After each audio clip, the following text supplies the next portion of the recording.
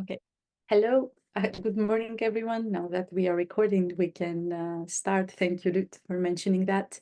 So today we'll be speaking about the training quality standards as they were formulated in two Horizon 2020 projects on basically on Gender Equality Academy, and also some training thoughts that we need to have to take into account about creating a safe space during a gender-based violence training that are stemming from UniSAFE project. So we will be having this presentation with Marina from K&I, and we will first start with presenting you the quality standard booklet that we have the link there that you can access it and read it in detail. But the aim of this quality standards booklet is an overview of the analysis of the existing quality standards for gender training to support the creation of a set of standards to be applied within our training activity on gender safe. So this is focused on gender equality in research organization. For the standard setting process, if you read the guide, the booklet, you will find that there are three elements, the gender training principles, which are as a guide and inspiration to get to define the standards, the quality standards themselves during the whole design and implementation cycle of a training session. So we're starting from design, preparation, then we go into implementation and how we evaluate a training session. And then some quality criteria that we defined about the ideal gender trainer profile and how to select a gender trainer. So the main authors of this guide are Marina and the K&I team. Back then, the guide was published on the end of 2021, on December 2021. And then we have the guide, which is about creating a safe space. And this guide outlines some best practices for conducting sessions on sensitive topics, particularly focusing on gender-based violence for both online and in-person sessions. So we emphasize the importance of creating a supportive and safe environment for all participants in order to prevent them from re-traumatization and triggering. And this guide was authored by the Yellow Window team on UniSAFE project. So now we will deep dive into the quality standards booklet, and I will give the floor to Marina for that. Thank you, Vasia. So yes, the quality standard booklet.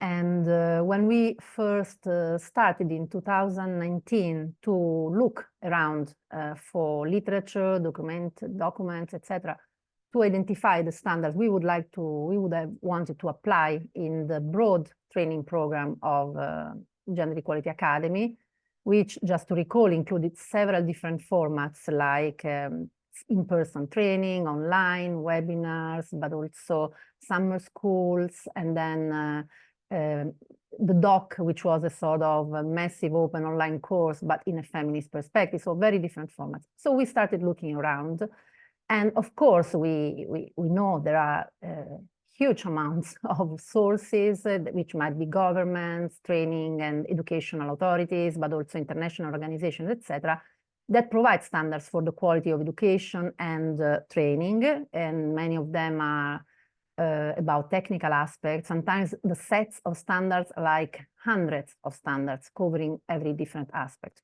Of course, what we wanted to do was more being inspired by, yes, what we really wanted to have were standards based on feminist principles, that is, using a core of basic feminist principles from,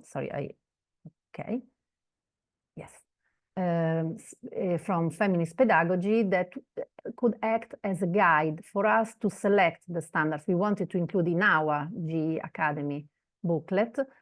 And these were, yes, feminine pedagogy, and also grounded in broader critical theories of teaching and learning for inclusive and democratic education. So when we say feminist principles, that could be almost, I mean, a lot of different things. What we did was using a model which was aimed at synthesizing a core set of principles in a model proposed by Lut and Yellow Window in the framework of the institutional change project Supera. Of course, these principles are not all exclusive to feminist perspectives. Sometimes they refer, as I said, to broader critical theory perspectives, but they are all strongly resonating with feminist theory and practice, and they are able to integrate gender plus perspectives, and we also focus very much on this. Okay, so, and here are the principles. You see, we call them the perfectcy principle. This was again from Yellow Window. It is an attempt at perfection, even if it's not perfect, the acronym, but still close to that. And you, I think, are all familiar with this, so I will not explain them, of course, just to go quickly.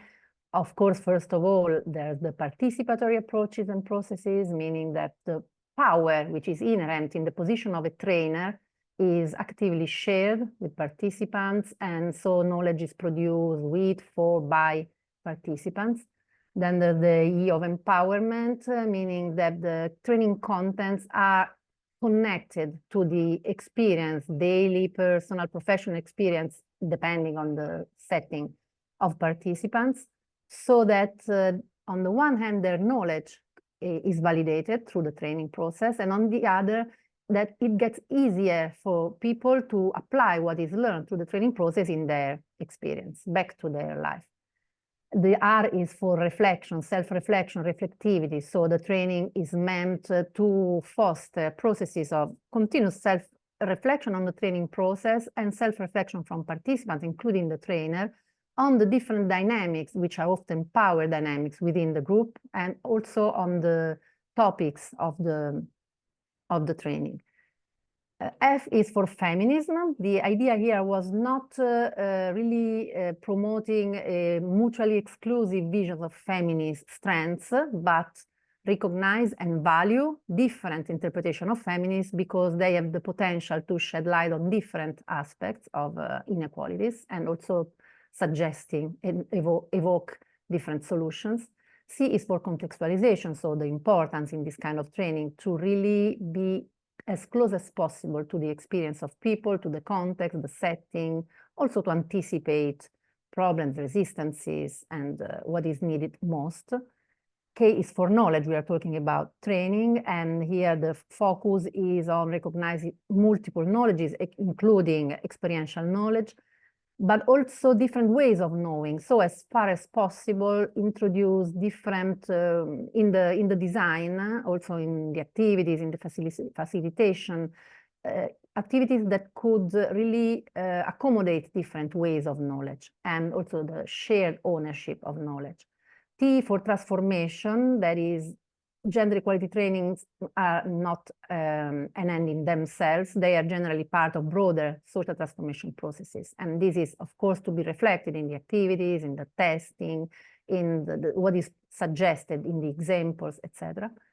As for standpoint awareness, critical perspectives, of course, some of these principles are similar to one another, are different ways of looking at a broader principle, more general. Here we have standpoint awareness, and also how the positionalities of the participants need to be problematized and highlighted, and critical perspective tools suggested to support the deconstruction from participants of the dynamics they are observing, but also of what they see in their personal and professional life.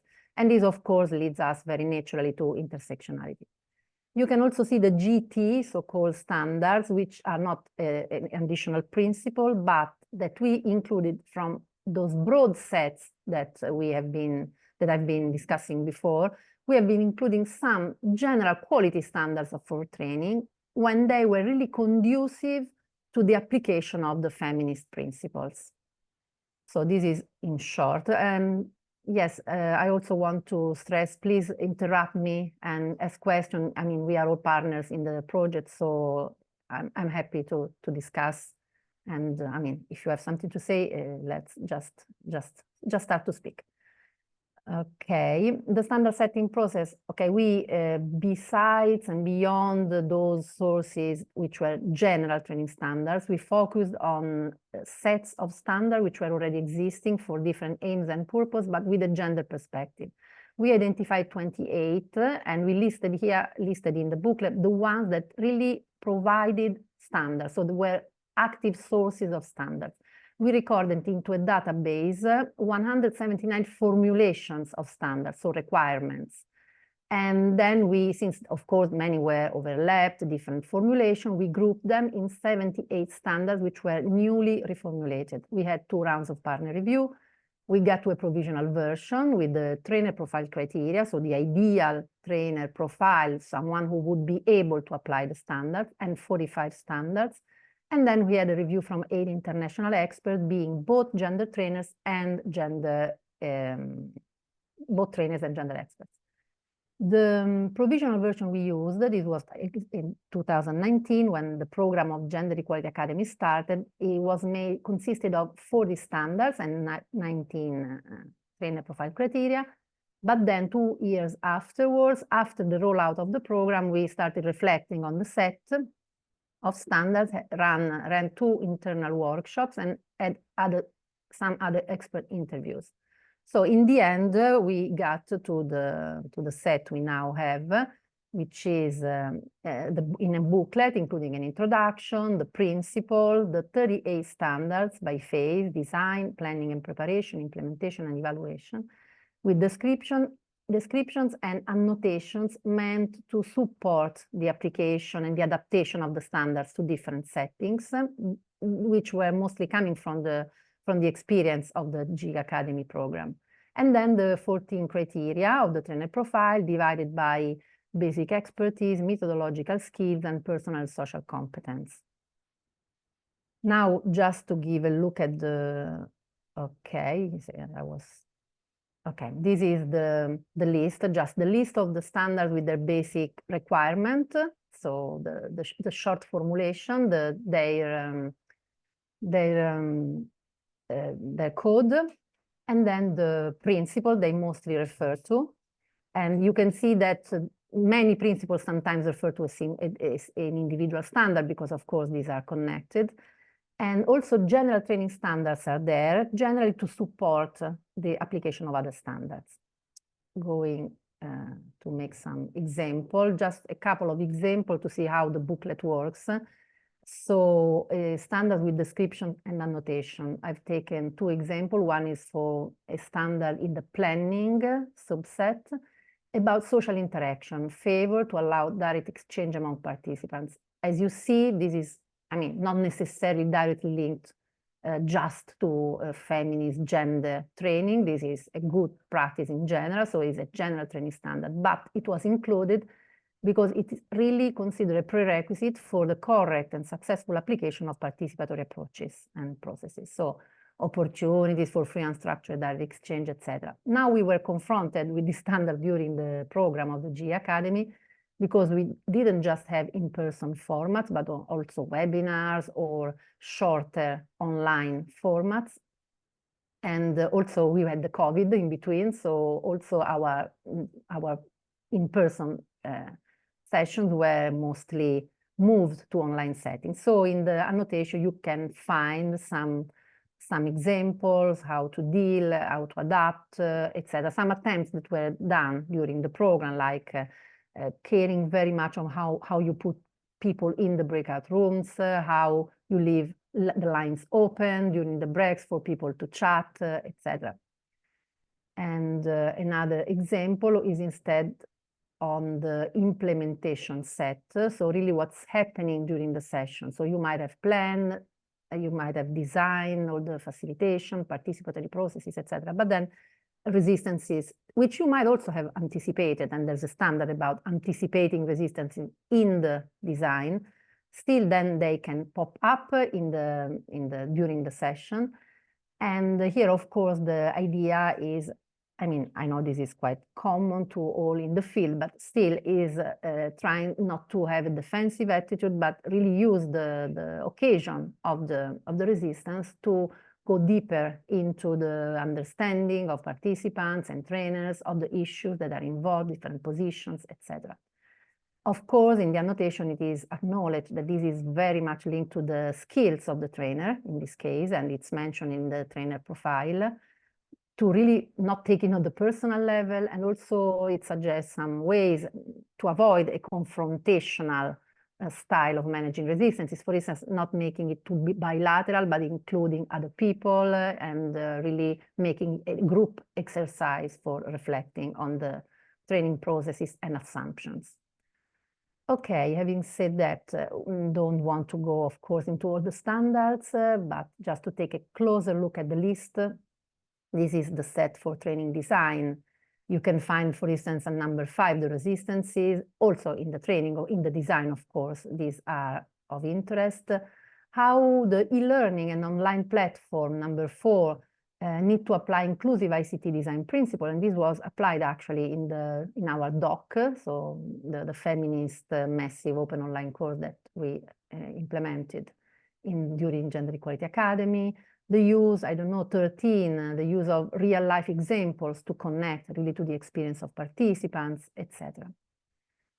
Then if we go to the planning and preparation, here, of course, the focus is more on organizational, logistical aspects. And in fact, you find a lot of general training standards here, but always to support the application of participatory principles most.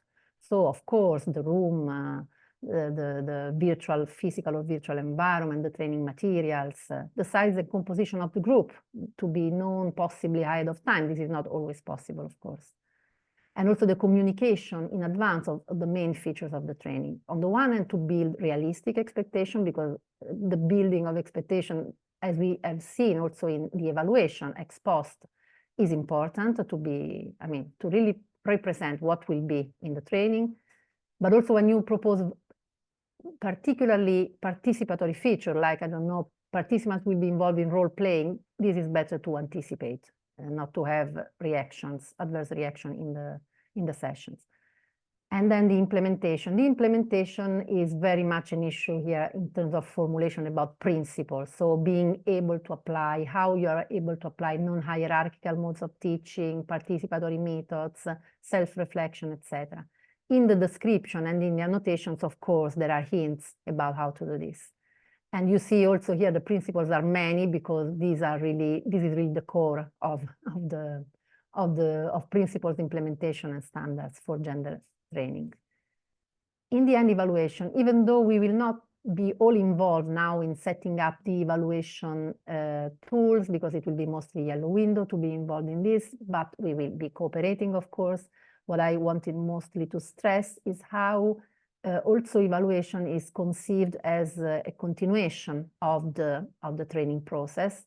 Like, for instance, using evaluation questions in number 2 that invoke the critical reflection of participants and the involvement of participants, again, depending on formats, etc. But in the evaluation process, in the different phases of the training process, the peer evaluation of trainers also of interest, etc.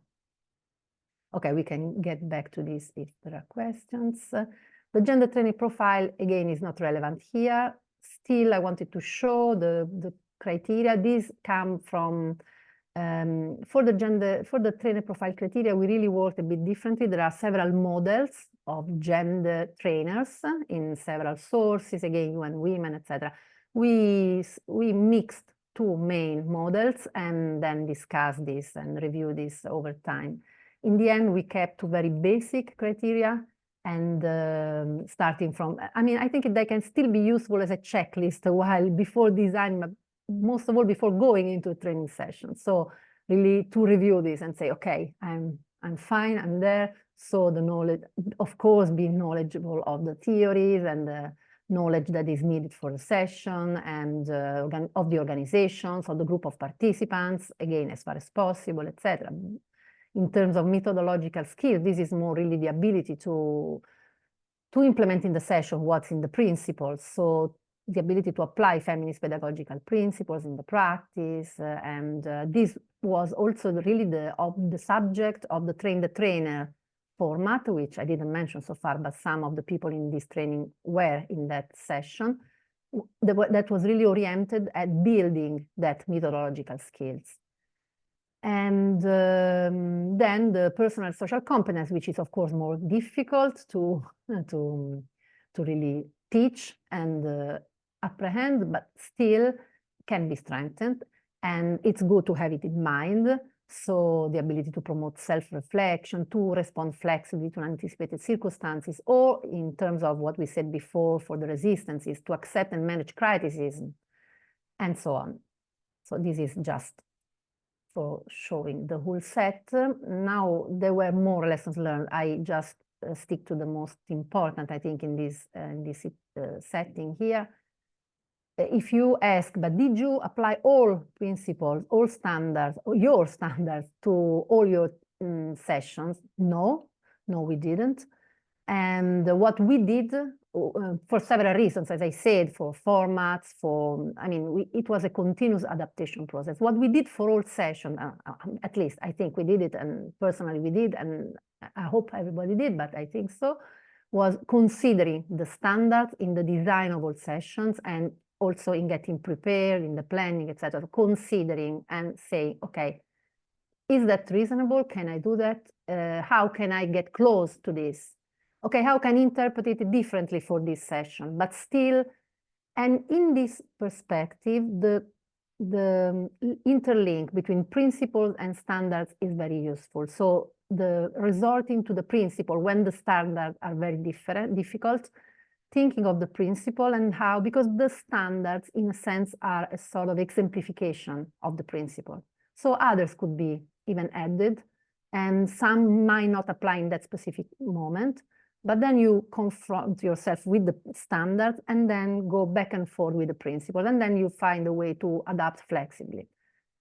And yes, the annotation you find in the booklet are the result of this adaptation process. I was discussing before that probably after some years, additional annotation could be made.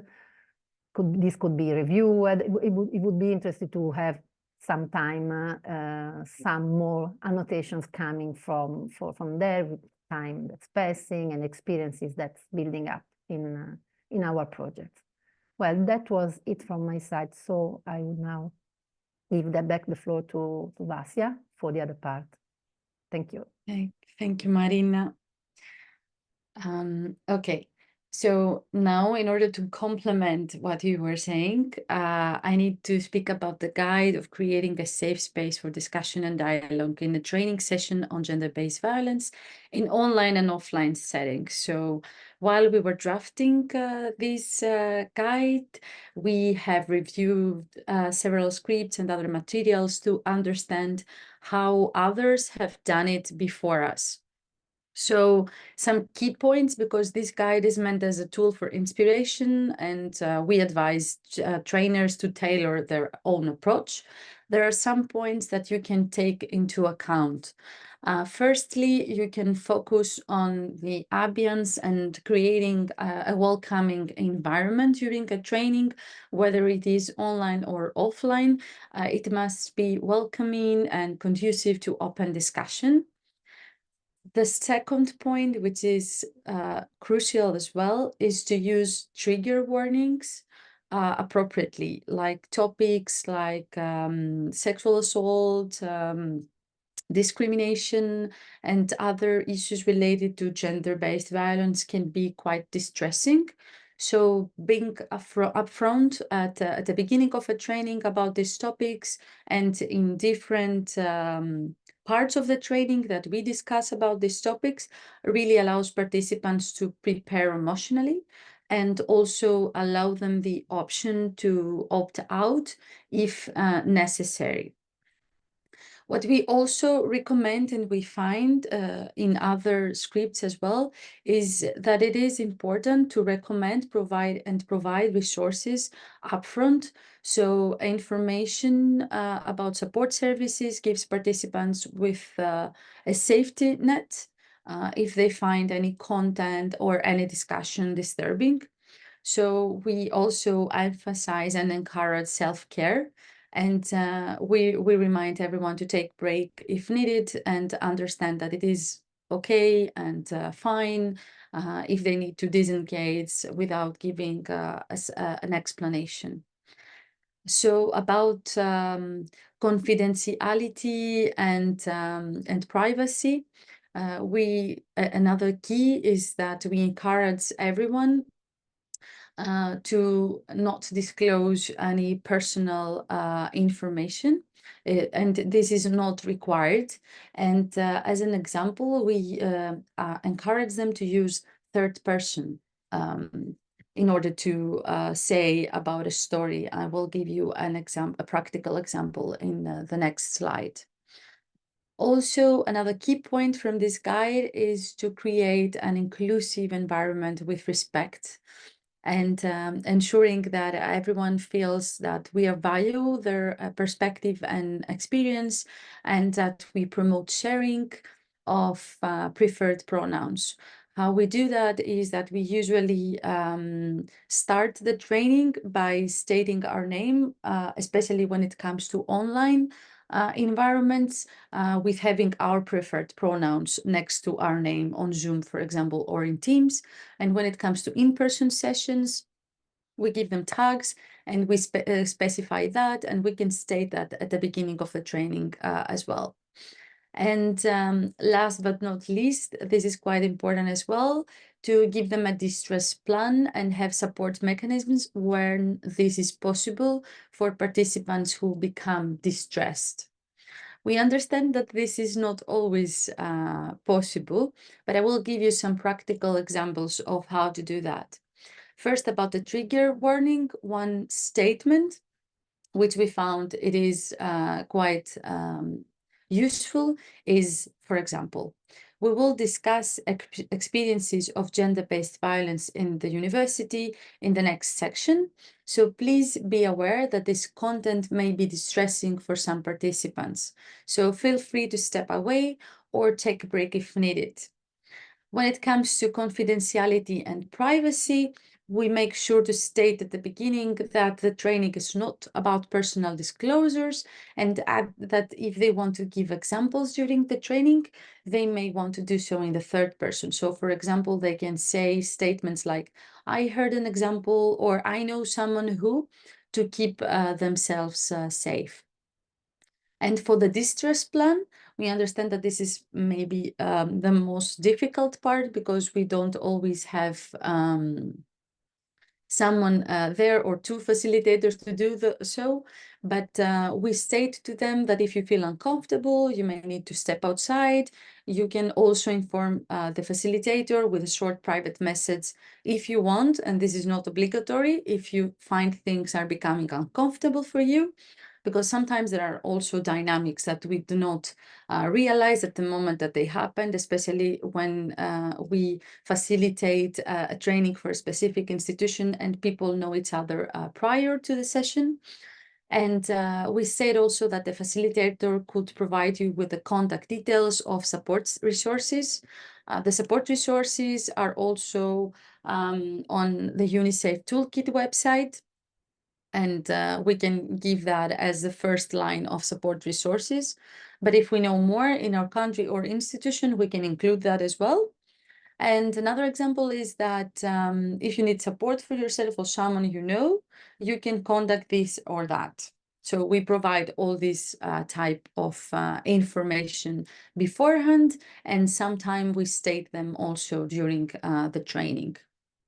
So these are some practical examples. And if you have any questions or recommendations regarding that, we can also exchange them in later on, or while performing the trainings later on Gender Safe. And last but not least, for this briefing meeting session, we thought it is important to state to you where to find the capacity building materials we have already developed and published on UniSAFE Toolkit. So here I have the list of the capacity building materials that we will also use and uptake for gender safe.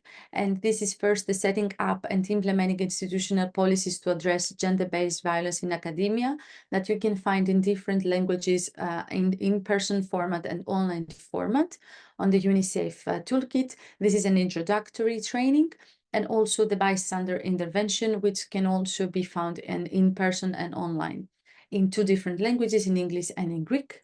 And there is also a recommended reading list. So I was also aiming to show you where to find those on the UniSAFE toolkit, but I'm not sure if I can share that because one of my screens has been frozen at the moment. So I will tell how to find them. You click on the UniSAFE Toolkit website, and then you scroll down. You will find one tile which is about resources, and there you will find the capacity building materials that you can download and review beforehand if you want.